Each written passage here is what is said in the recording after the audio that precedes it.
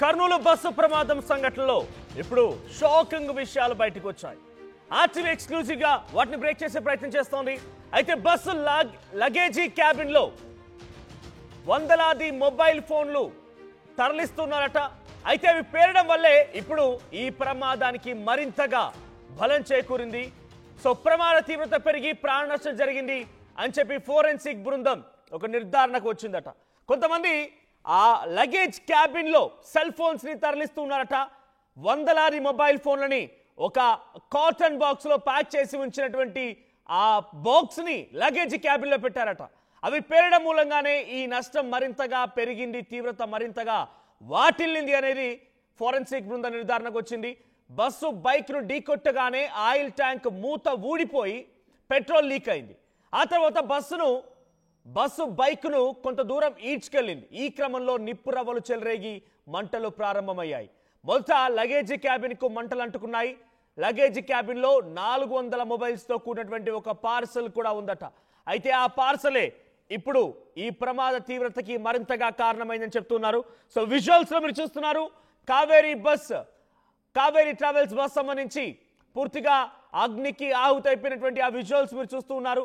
So దీంట్లో ముందుగా ఆ బైక్ ని బస్సు ఢీకొట్టింది. బైక్ ని ఢీకొట్టిన బస్ ఆ తర్వాత ఆ బైక్ కి సంబంధించి పెట్రోల్ ట్యాంక్ మూత ఊడిపోయింది.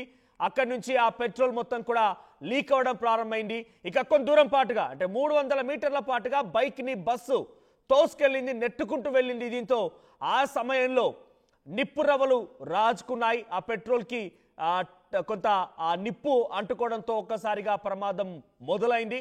ఆ తర్వాత ముందుగా లగేజీ క్యాబిన్ లోనే మంటలు అంటుకున్నాయి. కారణం అక్కడ 400 సెల్ ఫోన్స్ తో కూడినటువంటి ఒక పార్సల్ ఉంది. ఇంతకీ ఆ మొబైల్ ఫోన్స్ ని క్యారీ చేస్తుంది ఎవరు? ఆ మొబైల్ ఫోన్స్ ని క్యారీ చేస్తున్న వ్యక్తి ఎవరు? దీంతో పాటుగా లగేజీ క్యాబిన్ లో ప్రస్తుతానికి కొన్ని మొబైల్ ఫోన్స్ ఉన్నాయన్నట్టుగా తెలుస్తోంది. సో అక్కడ ఫోరెన్సిక్ అధికారులు చెప్తున్న మాట ఏంటంటే ఈ మొబైల్ ఫోన్స్ పేలిపోవడం మూలంగానే మంటలు అంటుకున్నాయి. ముందుగా లగేజీ క్యాబిన్ లోకే ఈ మంటలు చెలరేగాయని చెప్తున్నారు. సో ఆ కారణంతోనే బస్సు మొదటి భాగంలోనే సీట్లు బెర్తులో ఉన్న వారి ప్రాణాలు పూర్తిగా గాయాల పాలైపోయి వారంతా కూడా ముందుగా మంటలు అనుకొని వారు సజీవ దహనమయ్యారని చెప్తూ ఉన్నారు.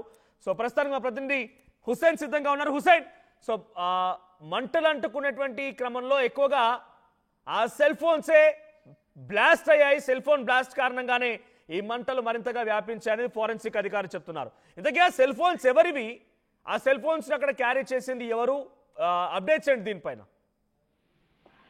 మనోజ్, నిన్న జరిగినటువంటి ఘటనకి ప్రధానమైనటువంటి కారణము బైకర్ ను ఢీకొట్టడంతో ఒక్కసారిగా బైక్ బస్ కిందికి వెళ్ళిపోవడం, దానికి అందులో ఉన్నటువంటి పెట్రోల్ బర్న్ కావడంతో ఒక్కసారిగా మంటలు చెలరేగి ప్రమాదానికి కారణమైంది. అయితే ఇదే సంబంధించినటువంటి వాహనంలో లగేజ్ తో తీసుకెళ్తారు సుమారుగా 100 సెల్ ఫోన్స్ P1 అనేటువంటి కంపెనీకి సంబంధించి ఏవైతే ఉన్నాయో ఈ మోడల్ P1 మోడల్ సంబంధించిన సెల్ ఫోన్స్ తీసుకొని బెంగళూరుకు వెళ్తున్నటువంటి క్రమంలో ఒక్కసారిగా బ్లాస్ట్ అయిపోయి, బ్లాస్ట్ కావడానికి ప్రధానమైనటువంటి కారణము సెల్ ఫోన్స్ లో ఉన్నటువంటి బ్యాటరీలో లిథియం ఏదైతే మెటల్ ఉంటుందో ఆ మెటల్ ఒక్కసారిగా పెరగడం, పెద్ద ఎత్తున సౌండ్ రావడంతో ఈ ప్రమాదం తీవ్రతను పెంచింది. ప్రధానంగా బస్సులో ఉన్నటువంటి ముందు భాగంలో ఎవరైతే ఉన్నారో ముందు భాగంలో ఉన్నటువంటి వాళ్ళే ఎక్కువగా గాయపడ్డారు, ప్రమాదంలో చనిపోయారు. వెనుక ఉన్నటువంటి వాళ్ళు తప్పించుకోవడానికి అక్కడ నుంచి అవకాశం కలిసింది. బ్యాక్ డోర్ లో ఉన్నటువంటి ఎగ్జిట్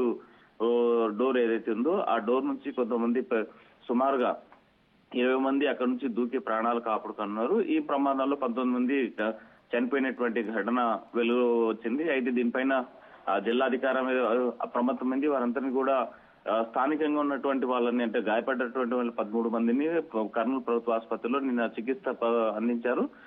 దీనిలో ప్రధానంగా మనం చూసినట్లయితే ఎక్కువ సంఖ్యలో దీనికి ఈ ప్రధానమైన పెద్ద సంఖ్యలో లగేజీ తరలిస్తుండడం, అందులో మొబైల్ ఫోన్లు పేలడము ప్రమాద తీవ్రతను పెరిగి ప్రాణ నష్టం జరిగిందని ఫోరెన్సిక్ నిపుణుల బృందం కూడా నిర్ధారించినటువంటి పరిస్థితి. బస్సు బైక్ ఢీకొట్టగానే ఆయిల్ ట్యాంకు మూత ఊడిపోయి పెట్రోల్ లీక్ అయింది. ఒకసారిగా స్పార్క్ అయినటువంటి అగ్ని భారీ స్థాయిలో అంటుకున్నటువంటి పరిస్థితి ఉందని చెప్పేసి ఫోరెన్సిక్ బృందం ప్రాథమిక ఒక అంచనాకు వచ్చింది. బస్సు బైక్ కొంత దూరం విడిచికెళ్లడం, ఈ క్రమంలో నిప్పురవ్వలు చెలరేగడంతో మంటలు ప్రారంభమయ్యాయని మొదట లగేజ్ క్యాబిన్ కు మంటలు అంటుకున్నాయి. ఆ తర్వాత లగేజ్ క్యాబిన్ లో ఉన్నటువంటి 400 మొబైల్ ఫోన్ తో కూడినటువంటి పార్సల్ ఉంది. మంటలు వేడి ఆ మొబైల్ ఫోన్ల బ్యాటరీలన్నీ కూడా ఒక్కసారిగా పేలాయి. దీంతో పెద్ద ఎత్తున శబ్దం వచ్చినట్లు స్థానికంగా ఉన్నటువంటి వాళ్ళు కొంతమంది ఈ ప్రమాదం నుంచి బయటపడిన వాళ్ళు చెప్పినటువంటి పరిస్థితి.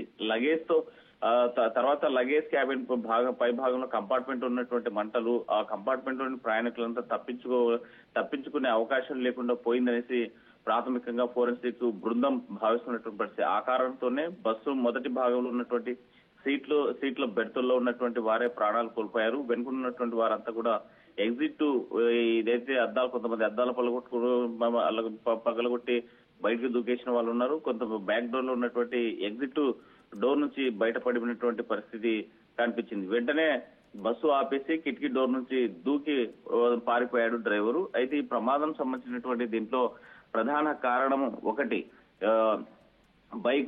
బైకు ఢీకొట్టడం, బస్సు కిందికి వెళ్లిపోవడం. ఆ బైకు సుమారుగా 300-400 మీటర్ల వరకు బస్ కిందే వెళ్లిపోవడంతో స్పార్క్ అయినటువంటి ఒక్కసారిగా మంటలు చెలరేగినటువంటి పరిస్థితి. దీంతో పాటు 400 సెల్ ఫోన్స్, లగేజ్ బ్యాగ్ ఆ బస్సులో ప్రధానంగా మిడిల్ భాగంలో ఉంటుంది. ఎందుకంటే మధ్య భాగము అటు సైడ్ మన ఆ లెఫ్ట్ సైడ్ ఉన్నటువంటి డోర్ నుంచి లోపల లగేజ్ ఇస్తారు. అయితే దాంట్లో ఉన్నటువంటి 400 సెల్ ఫోన్స్ ఒక్కసారిగా పేలడం, అది P1 మోడల్ కి సంబంధించినటువంటి ఏవైతే సెల్ ఫోన్స్ ఉన్నాయో ఆ ఫోన్స్ పేలగానే ఆ మంటలు చెలరేగి బ్లాస్ట్ అయినటువంటి పెద్ద ఎత్తున శబ్దం వచ్చి ఈ ప్రమాద తీవ్రతను పెంచిందనేసి ఫోరెన్సిక్ నిపుణులు ప్రాథమికంగా పోలీసులు కూడా అంచనాకు వచ్చినటువంటి పరిస్థితి.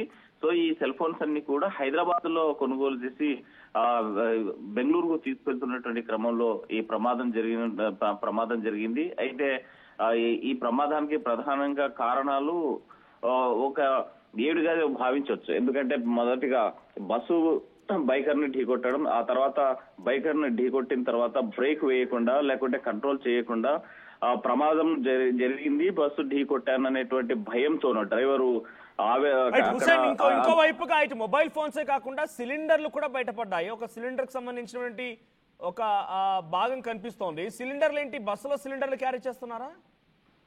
అంటే బస్సులో ఏవైతే లాంగ్ టూర్స్ కు వెళ్లేటువంటి ట్రావెలర్ బస్సు ఉంటుందో బస్సులో ఉండేటువంటి సిబ్బంది అంటే ప్రధానంగా 2 డ్రైవర్లు, డ్రైవర్ తో పాటు డ్రైవర్ కి సపోర్ట్ ఉన్నటువంటి మరో డ్రైవరు, వీళ్ళు ఎక్కడన్నా క్యారీ చేయాలంటే లాంగ్ డ్రైవింగ్ వెళ్ళాలన్నా, లాంగ్ జర్నీ చేయాలన్నా, హైదరాబాద్ టు బెంగళూరుకి వెళ్ళాలి అంటే వీళ్ళు సెల్ఫ్ గా వంట చేసుకుని తినేటువంటి వాళ్ళ ఎంప్లాయీస్ కొంతమంది ఉంటారు. అయితే వాళ్ళకి సంబంధించినటువంటి బర్నర్ ఒక చిన్న స్థాయి సిలిండర్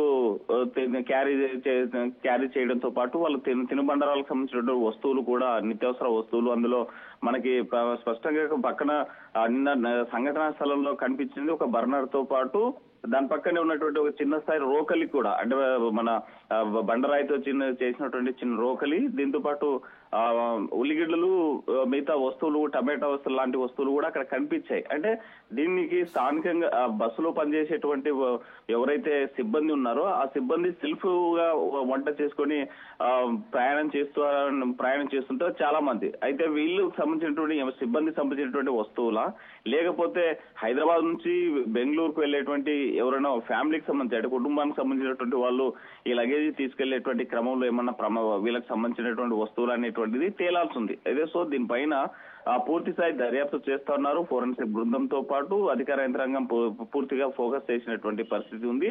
ఈ సంఘటన నేపథ్యంలోనే నిన్న మొత్తం బస్సులో ఉన్నటువంటి మృతదేహాలన్నీ కూడా అక్కడే స్థానికంగా తాత్కాలిక ఏర్పాటు చేసినటువంటి ఈ మన ఏదైతే ఫోరెన్సిక్ బృందం వచ్చిన తర్వాత అక్కడ నుంచి ఈ మృతదేహాలను తీసుకొని కర్నూలు ప్రభుత్వ ఆసుపత్రికి తీసుకొచ్చారు. కర్నూలు ప్రభుత్వ ఆసుపత్రిలో ఉన్నటువంటి మార్చరీలో పెట్టడం జరిగింది.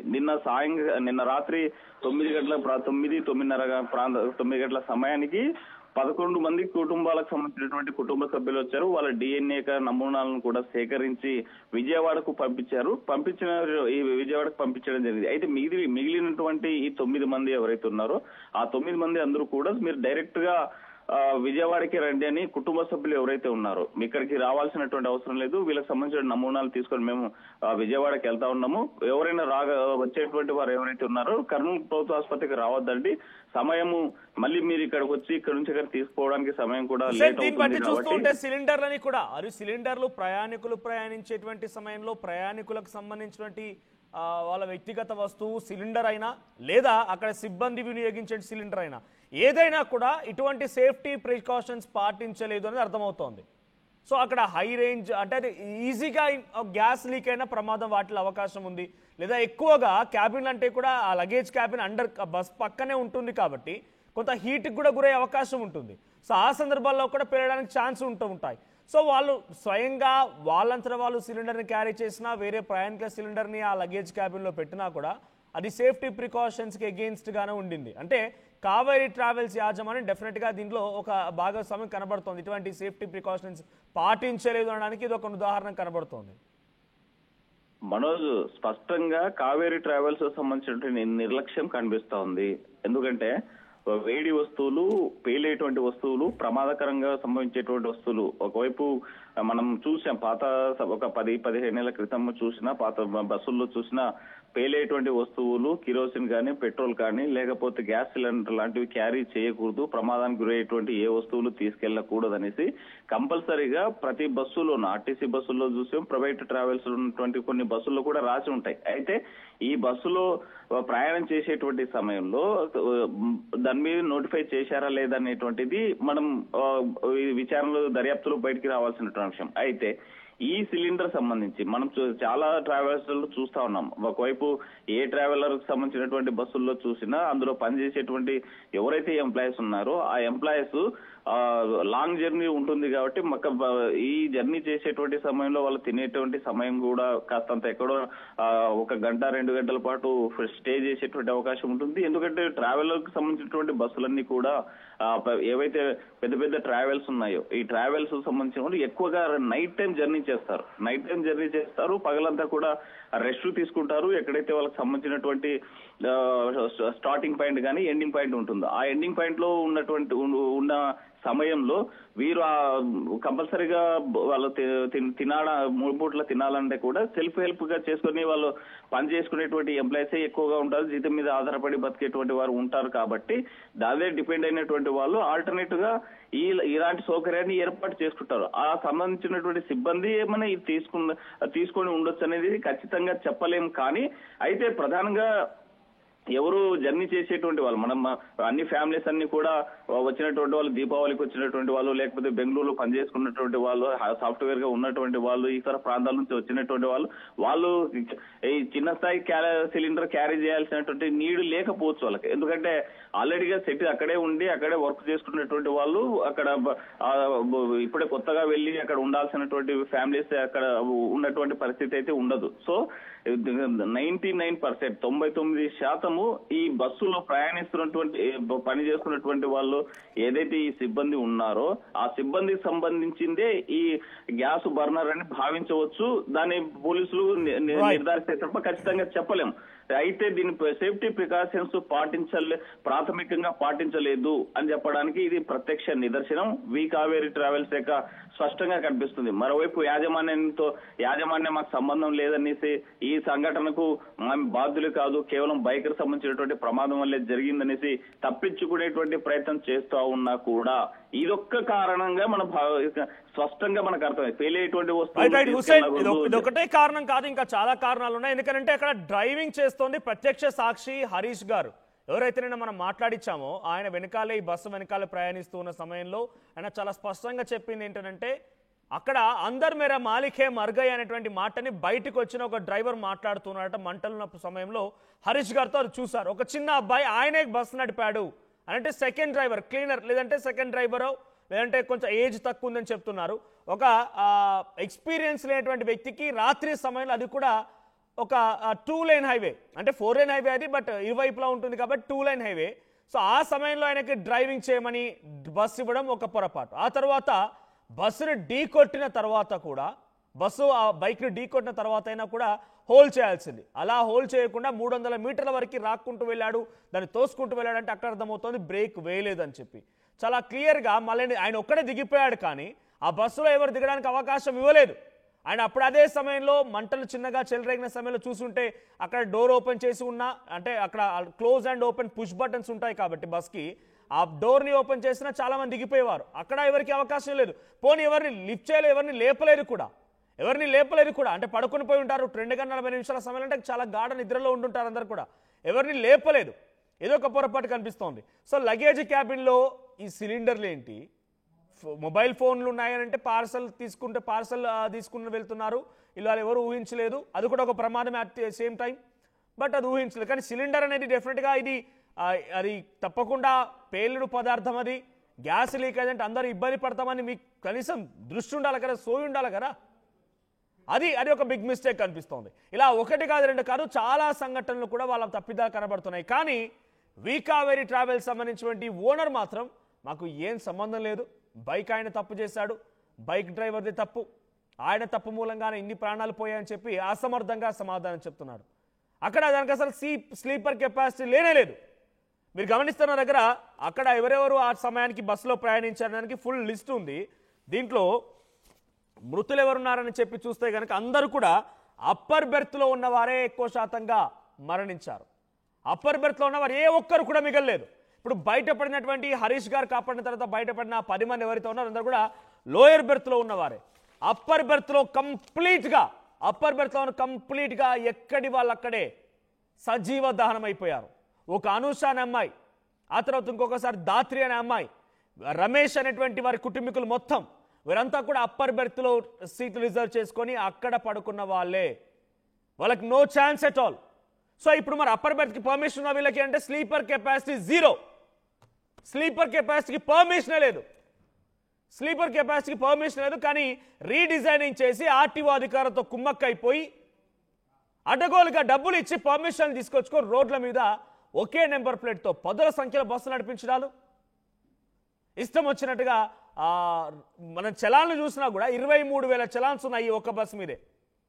వీకావేరి ట్రావెల్స్ సంబంధించినటువంటి ఈ ఒక్క బస్సు మీదే, ఈ నెంబర్ మీదే 23,000 చలాన్స్ ఉన్నాయి. మన హైదరాబాద్లోని రీసెంట్గా ఇనాగ్రేట్ అయినటువంటి PVNR ఎక్స్ప్రెస్ హైవే పైన సో చాలా పెద్ద మొత్తంలో 95 స్పీడ్తో, హైదరాబాద్ సిటీలో 95 స్పీడ్ అంటే నాకు అర్థం కాదు. హైదరాబాదులో 95 స్పీడ్, మియాపూర్ దగ్గర ఒక చలాన్, JNT దగ్గర ఇంకో చలాన్, నో ఎంట్రీ దగ్గర బస్సు పెట్టడం, నో ఎంట్రీ ఇవ్వడం, డేంజరస్ డ్రైవింగ్, ఇలాంటి చాలా అంటే మొదటి నుంచి ఒక నిర్లక్ష్యం చాలా స్పష్టంగా కనబడుతోంది ఈ బస్సుల యజమానికి సంబంధించిన వ్యవహారంలో. ఇప్పుడు మాత్రం నాకు ఏ సంబంధం లేదు, నేనంతా నీతివంతుని నిజాయితీవంతుని చాలా చక్కగా చేస్తానని చెప్పి మాట్లాడుతున్నాడు. మాకేం తప్పలేదు, మాకేం సంబంధం లేదు, బైక్ డ్రైవర్ వల్లే మేము ఈ రకంగా చేశామంటున్నారు. సో ఇక్కడ the most biggest breaking news మన ఆర్టీవీ స్క్రీన్లో చూస్తున్నది ఏంటంటే 400 సెల్ ఫోన్లు ఉన్నాయంట లగేజ్ క్యాబిన్లో. ఒక సిలిండర్ కూడా ఉంది, మీరు చూస్తున్నారు అక్కడ సిలిండర్ని. ఆ సిలిండర్ లగేజ్ క్యాబిన్లో ఉందట. రైట్ సైడ్లో కనిపించిన మొబైల్ ఫోన్, ఆ 400 మొబైల్ ఫోన్ పార్సల్స్ లగేజ్ క్యాబిన్లో ఉన్నాయట. ఎప్పుడైతే ఆ బైక్ని బస్సు ఢీకొట్టిందో కొంత దూరం వెళ్ళగా అంటే 300 మీటర్ల వరకు తోసుకెళ్ళింది, దాన్ని పూర్తిగా బస్ కింద పెట్టేసుకొని బస్సు ముందుకెళ్ళింది. అంటే రాకుతూ పోయింది ఆ రోడ్డుకి, అలా తాకుతూ వెళ్ళడంతో స్పార్కిల్స్ వచ్చాయి, నిప్పురవలు రాజుకున్నాయి. దీంతో పెట్రోల్ ట్యాంక్ మూత లీక్ అయింది, బైక్ నుంచి పెట్రోల్ లీక్ అయింది. సో అది ఒక్కసారిగా మంటలు వ్యాపించాయి. ఆ మంటలు వెంటనే లగేజ్ క్యాబిన్లోకి ఉన్నటువంటి సిలిండర్కి, ఆ తర్వాత మొబైల్ ఫోన్స్ హీట్కి బ్యాటరీలు బ్లాస్ట్ అవడంతో ముందుగా అటువైపు ముందు భాగంలో ఉన్నటువంటి వారంతా కూడా స్పాట్లోనే వారికి వెళ్ళడానికి కూడా ఛాన్స్ లేదు. ఇక ఒక్కసారిగా మంటలు అంటుకున్నాయి. కింది వైపు నుంచి ఇటు పెట్రోల్లో మంటలు, బైక్ పెట్రోల్ మంటలు డాష్ బోర్డ్లోకి రావడం, ఆ తర్వాత మంటలు వ్యాపించడం, ఆ తర్వాత లగేజ్ క్యాబిన్లో మొబైల్ ఫోన్స్ బ్లాస్ట్ అవ్వడం, సిలిండర్ అక్కడే ఉండిపోవడం, ఇవన్నీ కూడా ఒకదాని స్పీడ్లో విత్ ఇన్ ఫ్రాక్షన్ ఆఫ్ సెకండ్స్లో జరిగిపోయి ముందు వైపుగా ఉన్నటువంటి వారంతా కూడా సజీవంగా దానం అయిపోయారు. వాళ్ళకి అసలు కనీసం బయటపడడానికి కూడా అవకాశం లేదు. కానీ మరోవైపుగా ఉన్నటువంటి సమయంలో అంటే లగేజ్ క్యాబిన్ కాకుండా ఇంకో వైపుగా ఉన్నవారు, లోయర్ బెర్త్లో ఉన్నవారు 10 మంది కూడా సేఫ్గా బయటపడగలిగారు. వారంతా కూడా ఆ గ్లాస్ని బ్రేక్ చేసుకొని కింద దూకగలిగారు. దాంట్లో జయసూర్య అనేటువంటి ఒక వ్యక్తి, ఇంకో మహిళ తన 2 ఏళ్ల పాపతో, ఇలా చాలా మంది కూడా బయటపడ్డారు. అందరికీ చాలా తీవ్రంగా గాయాలయ్యాయి. బట్ ఎనీహౌ వాళ్ళైతే ఇప్పుడు ప్రాణాలతో ఉండగలిగారు, ప్రాణాలతో బయటపడ్డారు. సో ఇదే కనుక ముందుగా డ్రైవర్ మంటల్ని గుర్తించిన సమయంలో కనుక డోర్ ఓపెన్ చేసి ఉన్నా లేదు ఆ బైక్ని ఢీకొన్న సమయంలోనే కనుక ఆపి ఉన్నా ఇంతటి ప్రమాదం జరిగేది కానే కాదు. ఆ బైక్ని ఢీకొట్టిన తర్వాత బహుశా ఆ బస్ డ్రైవర్ వాడొక చిన్న అబ్బాయి, అంటే 27 ఏళ్ళ అబ్బాయి, జూనియర్ డ్రైవర్ లేదా క్లీనర్ అని చెప్పొచ్చు. ఆ మెయిన్ డ్రైవర్ ఏమో పడుకొని పోయాడు బస్సులో. సో రెండవ డ్రైవరో లేకపోతే క్లీనరో బస్సు నడుపుతూ ఉంటే వాడు ఒకరిని తాకించాడు అని చెప్పి ఆ డ్రైవర్కో లేకపోతే ఇంకెవరికని తెలిస్తే ఏమైనా జరుగుద్దేమో అని చెప్పి అక్కడ సీసీటీవీ కెమెరాలు లేవు. సో ఎవడు తాకాడో కూడా తెలీదు. ఒకవేళ ఆ వ్యక్తి, చనిపోయిన వ్యక్తి, డ్రైవర్ ఎవరైతే బైక్ రైడర్ ఉన్నాడో ఆ వ్యక్తిని ఆ బస్సు కనుక తాకించి ఆ వ్యక్తి చనిపోయి అక్కడి నుంచి బస్సు వెళ్ళిపోయినా కూడా రాత్రి సమయంలో ఏదో గుద్దేసి వెళ్ళిపోయి ఉంటుందని అనుకుంటారు తప్ప ఎగ్జాక్ట్గా వి కావేరీ ట్రావెల్స్ బస్సే ఢీ కొనడం మూలంగా చనిపోయారని చెప్పేది ఎవరు గుర్తుపట్టలేని పరిస్థితి. అటువంటి సిచ్యువేషన్. బహుశా హిట్ అండ్ రన్ కోసం ప్రయత్నం చేస్తుంటాడు. ఏదో తాకింది, ఇక చనిపోయాడు, నేను అక్కడి నుంచి వెళ్ళిపోదామని రకంగా అలా వెళ్ళిపోయాడు. కానీ సడన్గా మంటలు రావడం, ఆ బైక్ పూర్తిగా బస్సు కిందకి వెళ్ళిపోవడం, దీంతో ఆ బస్సు సౌండ్ అధికంగా రావడం, అది తాకుతూ వెళ్తుంది రోడ్డు కంటే అధికంగా సౌండ్ రావడం, ఇవన్నీ జరిగిన తర్వాత బస్సు ఆపాడు. లేదనంటే బస్సు ఆపకపోయేవాడు. Hit and run. అక్కడ చనిపోయిన వ్యక్తి కూడా ఒకవేళ ఈ బస్సు కనుక ఈ ప్రమాదం దారిన పడకుండా ఉండి ఉంటే ఎవరు ఎలా చనిపోయాడో కూడా గుర్తుపట్టలేని పరిస్థితి. అటువంటి సిచ్యువేషన్ ఉండేది. కానీ ఇక్కడ ఆ వ్యక్తి మంటలు చెలరేగాయి కాబట్టి హోల్డ్ చేయగలిగాడు. ఇక్కడ చూడండి, రైట్ సైడ్ మీరు చూస్తారు మొత్తం కూడా అవన్నీ కూడా పేలిన సెల్ ఫోన్కి సంబంధించినటువంటి ఆ విజువల్స్ మీకు ఎక్స్క్లూజివ్గా యాక్టివ్ చూపిస్తుంది విజువల్స్ని. సో లోపల మొత్తం కూడా ఫోన్స్ వచ్చాయి. P1 మోడల్ ఫోన్స్ అవన్నీ కూడా. సో ఆ బాక్సులు ఇంకా మనకు కనబడుతున్నాయి. ఇక్కడ చూడండి, అది లగేజ్ క్యాబిన్లో 400 mobile phones, P1 mobile phones, ఒక సిలిండర్, ఇవన్నీ అక్కడ మంటల తాటికి ఆ వేడికి బ్యాటరీలు బ్లాస్ట్ అవడం మూలంగానే ఇక్కడ ఈ ప్రమాదానికి మరింతగా వాటిల్లిందనేది చూడండి. ఇక్కడ ఎల్లో కలర్ డబ్బాలన్నీ కూడా, ఆ పసుపు రంగు డబ్బాలన్నీ కూడా మొబైల్ ఫోన్సే. ఆ బ్యాటరీలు పెరగడం మూలంగానే ఈ ప్రమాదం మరింతగా ఎక్కువైందనేది ఇప్పుడు ఫారెన్సిక్ అధికారులు నిర్ధారణకు వచ్చారు.